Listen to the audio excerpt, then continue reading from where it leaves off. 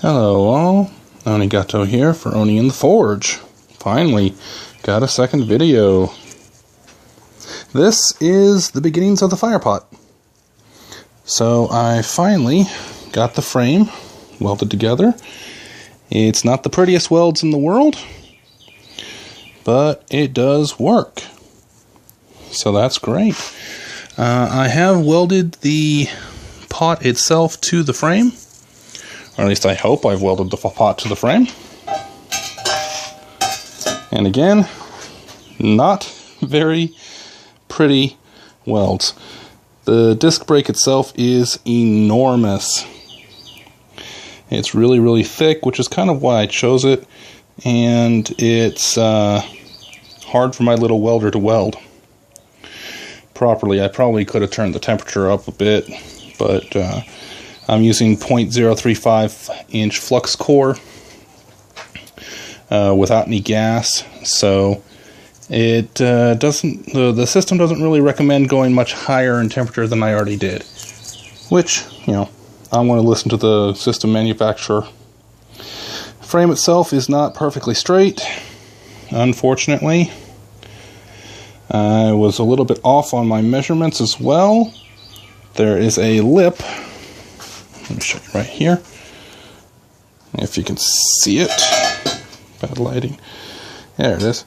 That lip right there. When I was measuring, I actually had everything inside that lip. Accidentally. Because I thought what I would do is have it sit right here, where my thumb is. Just have it all settled into right there. And as you can see, that didn't exactly happen. I could break it all apart and re-weld it. That's never a good idea, though. I do have enough angle iron I could give it another try, but again, not really a great idea. So, mainly because I just don't have the money to get. What I have right now in terms of angle iron is right over here. These long pieces, they are the legs, or at least they will be. Hopefully it's even remotely stable and vertical. Can't guarantee it will be. The leftover trim pieces are going to be crossbars for said legs.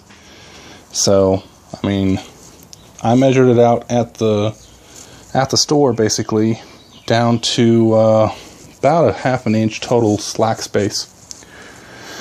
That vertical pipe right there, that will be the down pipe eventually. I do need to get one more piece of adapter, a short little piece of pipe to go down there on the bottom. I goofed and did not realize that putting my intake at the very bottom of the thing was not a great idea. Looking over other people's designs, I've realized my mistake. It's an easy one to fix, though. I only need like a 2-inch or 3-inch piece of pipe to just reverse the thing, so easy enough to fix. And then I'll just form some sort of an ash dump on there, and yeah, we should have it all set at that point. I have no idea how I'm going to be using this just yet. I've got charcoal. Charcoal will work until such time as I actually end up getting, you know, real coal, bituminous, preferably, rather than andesite. But in the meantime, I've got my forge started. Finally got figured out how to use the welder, even though I don't have. I'm lacking one piece, one fairly critical piece to the welder. Let's go down here. Oh, sorry. It's a little dim in here. Let's see. Hopefully you can see that. So what I got, that spindle right there, that's where the reel is supposed to sit. But when it's up there, I lack the bolt that goes in there. It's about $16 to buy from Lincoln directly. That's more than I am willing to pay right now. So, as a result, I realized last night then I can just stick this reel in here, and it's not going to move around too much. It can't even turn around with the door closed.